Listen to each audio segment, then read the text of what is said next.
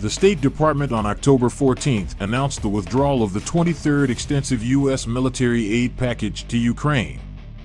In the latest $725 million installment, Ukraine will receive additional GMLRS shells for the High Mobility Artillery Rocket System HIMARS plus 155mm ammunition and the M67 firing system. Other equipment includes the HMMWV. However, Ukraine is demanding more Western assistance in the form of air defense systems as Russia ramps up its bombardment of civilian targets with long-range missiles and drone strikes.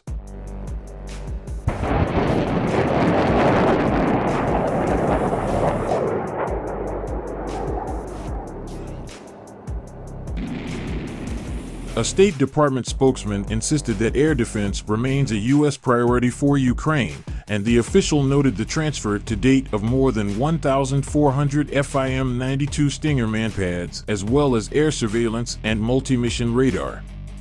The U.S. has also assisted NATO allies such as Slovakia in transferring Soviet-era air defense systems to Ukraine. Arguably the most important for Ukraine is the U.S. order for 8 new National Advanced Surface-to-Air Missile Systems NASAMS, which will fire AMRAAMs donated by the UK.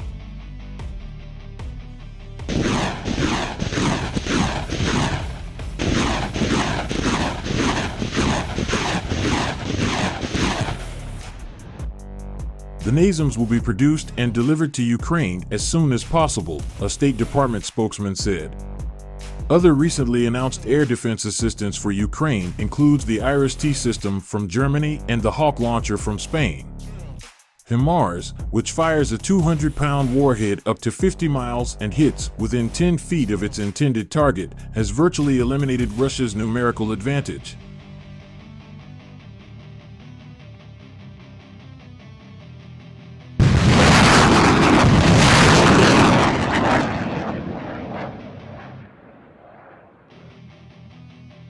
The decision marks the first time the U.S. has sent more HIMARS to Ukraine since late July, and it will bring the total number delivered so far to 20.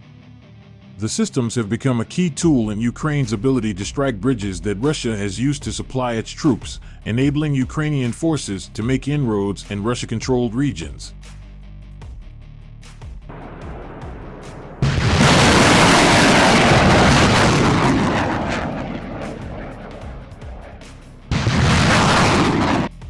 The U.S. in recent weeks also provided funding through a separate program, the Ukraine Security Assistance Initiative, so another 18 HIMARS can be purchased through longer-term contracts. USAI funds are being used as part of the effort by the U.S. and Western allies to ensure Ukraine's forces are trained and equipped to defend their country in the years to come. But those contracts will take several years to fulfill.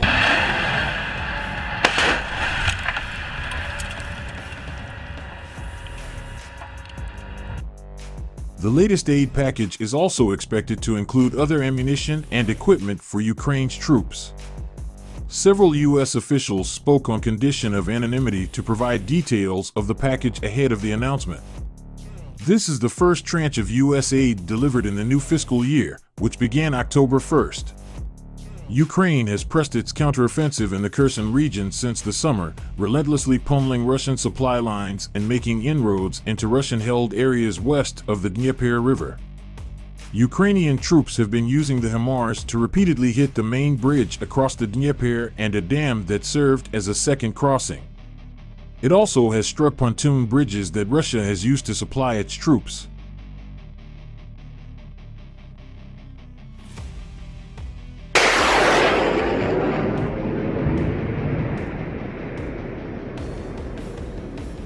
Ukraine's battlefield successes in Kherson are notable since that is one of the 4 areas that Russia is in the process of annexing. A senior U.S. military official said Monday that the attacks by Ukrainian forces have forced Russia into a defensive crouch in Kherson, hampering Russian efforts to resupply their frontline troops.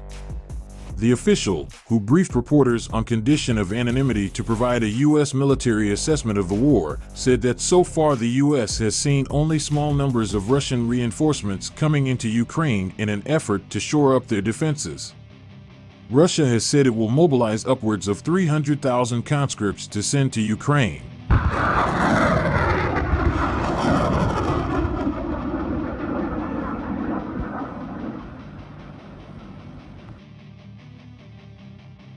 The official also said that despite persistent Russian threats to use nuclear force, the U.S. has seen no moves by the Kremlin that would cause the U.S. to change its own nuclear posture.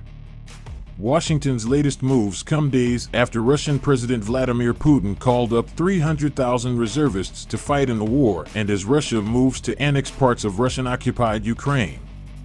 Speaking with reporters, Pentagon officials cast doubt on Russia's ability to muster, train, and equip a force of 300,000. The mobilization indicates that Russia continues to believe that it can win the long game by outlasting the Ukrainians and international support. This is yet another Russian miscalculation, the Pentagon official said.